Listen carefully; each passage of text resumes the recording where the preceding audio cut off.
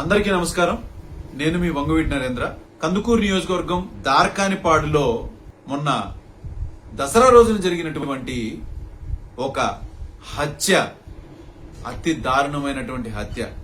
దాని మీద ప్రభుత్వం ఎక్కడా స్పందించలేదు. 20 రోజులు అయిపోతున్నా కూడా మరి కొంతమంది కాపు నాయకులే గాని నేనే గాని దాన్ని పూర్తి స్థాయిలో వెలుగులోకి తీసుకొచ్చిన తర్వాత ఇవాళ ప్రభుత్వం, ముఖ్యంగా మన హోంమంత్రి అనిత గారు నిన్ననే వచ్చి వాళ్ళని పరామర్శించి అన్ని వివరాలు తెలుసుకున్నారంట. వెంటనే అక్కడ కూర్చున్న ఒక పావు గంటలో ఆవిడ హోంమంత్రి అనిత గారి దగ్గర నుంచి ఒక్కసారిగా జడ్జి అనిత గారు అయిపోయారు. ఆవిడ ఎందుకు జడ్జి అనిత గారు అయిపోయారని చెప్తున్నాను తెలుసా అండి మీకు? ఆవిడ ఫైనల్ నివేదిక అప్పటికప్పుడే ఒక జడ్జిమెంట్ ఇచ్చేసింది. అక్కడ ఏం జరిగింది అనేది చిన్న పాయింట్లు చెప్తాను చూడండి. ఆవిడంట పరామర్శించడానికి వచ్చినటువంటి హతురాలు యొక్క భార్యతో మాట్లాడతానంట. ఆవిడకి పూర్తిగా అర్థమైపోయిందంట అది కేవలం ఒక డబ్బు మీద, డబ్బు సమస్య అంట. డబ్బు లావాదేవీల విషయంలో ఈ మర్డర్ జరిగిపోయిందంట. ఇంకేమీ లేదంట అక్కడ. అందరూ దాని చిన్న విషయాన్ని దీన్ని కులాలు, మీరందరూ కూడా కుల రాజకీయాలు, దీన్ని రాజకీయాలు చేయకండి, కుల నాయకులు వచ్చి సోషల్ మీడియాలో ఒక బ్యాచ్లు వచ్చేసేసి దీన్ని చాలా పెద్ద ఎత్తున స్పందించి దీన్ని చిచ్చు పెట్టాలని చూస్తున్నాను. అమ్మ జడ్జి అనిత గారు, మీకు నేను చాలా వివరంగా చెప్తాను. ఆ అమ్మాయి ఎవరొచ్చినా చాలా స్పష్టంగా చెప్తుంది. మొదట వాళ్ళిద్దరూ స్నేహితులు అనేది చిత్రీకరించిన విషయం నువ్వు కొత్త స్టోరీ అల్లి దీన్ని పక్కదో పట్టించొద్దు.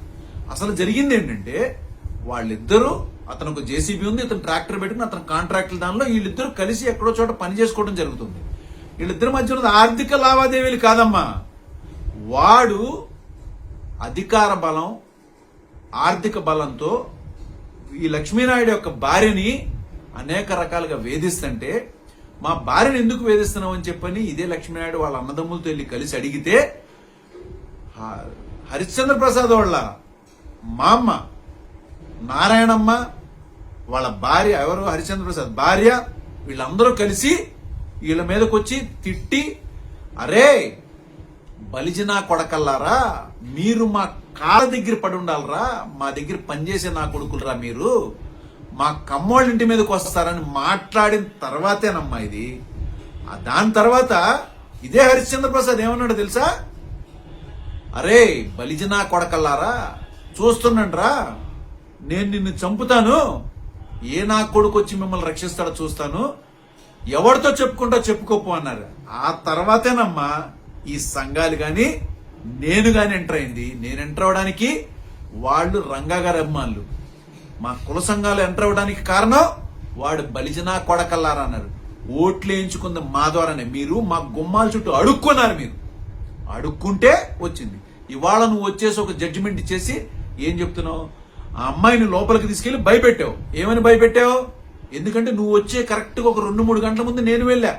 ఆ అమ్మాయి చాలా స్పష్టంగా చెప్పింది, ఏమండి వాళ్ళు ఆర్థిక లావాదేవీలు కాదు, వాడు కేవలం నన్నే అనేక రకాలుగా హెరాస్ చేస్తుంటే అది తట్టుకోలేక నేను నా భర్తకి చెప్తే, మా భర్తను వాళ్ళ తమ్ముళ్ళిద్దరు కలిసి వెళ్ళి అడిగితే వాడు పలానా చోటుకి రమ్మని చెప్పి ప్లాన్డ్ గా వాళ్ళ భార్య, వాళ్ళ మా అమ్మ అందరూ కలిసి కారులో వచ్చి గుద్ది చంపుతుంటా వాళ్ళ మామ్మలకి, అరే గుద్ది చంపరా నా పక్క నుంచి. ఈ ప్రోత్సహించినటువంటి వాళ్ళది కూడా నేరం కాదా? మీరు వాళ్ళ ఆడవాళ్ళను వదిలేయాలా? ఈ కేసులో ఆ ప్రోత్సహించినటువంటి ఆ నారాయణమ్మని, వాళ్ళ భార్య రాధికని కూడా తప్పనిసరిగా పెట్టాలి. ఇందులో వాళ్ళ నాన్నగారిని కూడా పెట్టారు ఆల్రెడీ. ఆయన్ని కూడా తప్పించడానికి చూస్తున్నారు. ఈ కేసును తప్పుదో పట్టించడానికి అనేక రకాలుగా పోలీస్ డిపార్ట్మెంట్ ఇన్వాల్వ్ అవుతుంది. అలానే తెలుగుదేశం పార్టీలో బడా నాయకులు ఇన్వాల్వ్ అవుతున్నారు. ఇవాల్టి వరకు దీన్ని వెలుగు చూడనటువంటి కారణమే ఇది. అందుకే మేము చెప్తున్నాం, మీ బాధ్యతను మేము గుర్తు చేశాం. అమ్మా అనిత గారు, మీకు ప్రజలు ఓట్లేసింది మీరు బాధ్యతగా వ్యవహరించమని. మీరు ఆ బాధ్యతను నిర్వర్తించట్లేదు కాబట్టే మేమందరం వచ్చి మీకు క్లియర్ గా మీ బాధ్యతని మేము నిర్వర్తించాం. మీకు 20 రోజులు పట్టింది ఈ కార్యక్రమం నేర్చుకోవడానికి, ఈ కార్యక్రమం తెలుసుకోవడానికి, ఈ నివేదికలు తెలుసుకోవడానికి, ఈ కేసులు ఇన్వాల్వ్ అవటానికి. మీ నోటితో అంటున్నారు కదా బ్రూటల్ మర్డర్ అని. బ్రూటల్ మర్డర్ కి 20 days ఎందుకు పట్టిందమ్మా? జడ్జి అనితమ్మ మీ ఇచ్చిన జడ్జిమెంట్ ఆ అమ్మాయిని తీసుకెళ్లి నీకు కన్నా కేంద్ర ప్రభుత్వం నుంచి కన్నా నీకు డబ్బు రావాలన్నా ఇంకేదైనా సహాయం కావాలన్నా నువ్వు ఈ మాట కుల సంఘాలు వచ్చి నన్ను ఇబ్బంది పెట్టద్దని చెప్పి చెప్తేనే ఇస్తామని నిన్న నువ్వు తీసుకెళ్లి చెప్పించావు. అంతేగా? ఆ అమ్మాయిని భయపెట్టి నువ్వు ఒక జడ్జిమెంట్ ఇచ్చావు బయటకు వచ్చి. మీరు గన ఈ తప్పుడు రాజకీయాలు మీరు చేస్తున్నారు, శవ రాజకీయాలు మీరు చేస్తారు, మేం కాదు. నీచమైనటువంటి రాజకీయాలు మీరు చేస్తారు. అంత నీకు ఆ అమ్మాయి నా సోదరు ఇలాగా అనిపించింది, నాకు కన్నీళ్లు వచ్చినాయి అని చెప్పాను. ఓ వండర్ఫుల్, అసలు ఊహించినటువంటి ఒక నటన చూపించారు మీరు ఈ మధ్యకాలంలో. మీరు ఎందుకంటే ఎక్కువ శాతం నటులతో తిరిగేస్తున్నారు కదా, బాగా సూపర్ స్టార్లతో తిరిగేస్తున్నారు. ఆ తిరిగేసినటువంటి నటన బాగా ఎక్కువ వచ్చేస్తుంది మీకు. నేను చెప్తున్నాను, మీరు తీసుకెళ్లి భయపెట్టారు అమ్మాయిని. భయపెట్టి బయటకు వచ్చి మళ్ళీ మీడియా ముందు నటిస్తున్నారు. మీకు అంత ఆడపిల్ల మీద అంత ఇది ఉండుంటే మీ హయాంలోనే సుగాలి ప్రీత అనే అమ్మాయిని అతి దారుణంగా పాడు చేసినప్పుడు అప్పుడు గుర్తురాలేదా మీరు ఆడపిల్లని? 14 మంది పాడు చేసి గుర్తురాలేదా?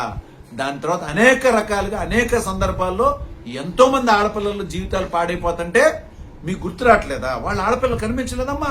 అమ్మ జడ్జి అనితమ్మా, నాటకాలు మీరు తగ్గించుకోండి. ప్రజలు మిమ్మల్ని గెలిపించినందుకు మీరు మీ బాధ్యతను సరిగ్గా నిర్వర్తిస్తే మా బాధ్యత మిమ్మల్ని నిలదీయాల్సిన అవసరం ఉండదు. అంతేగాని ఎవరో బ్యాచ్లు వస్తారు మాట్లాడతానంటే నిన్నైనా నిలదీస్తా. తప్పు చేస్తే నువ్వు దిగొచ్చారా ఏంటి? కేసులు పెడతానని బెదిరిస్తున్నారా ఏంటి?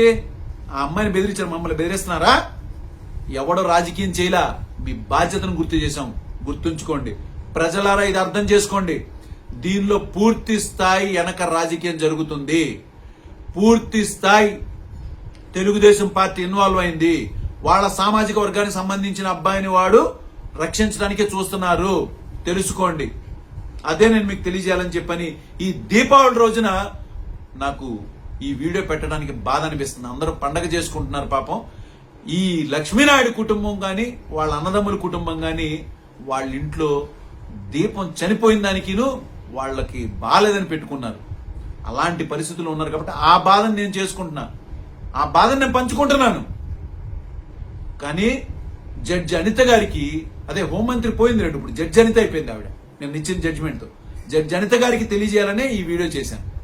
నమస్కారం.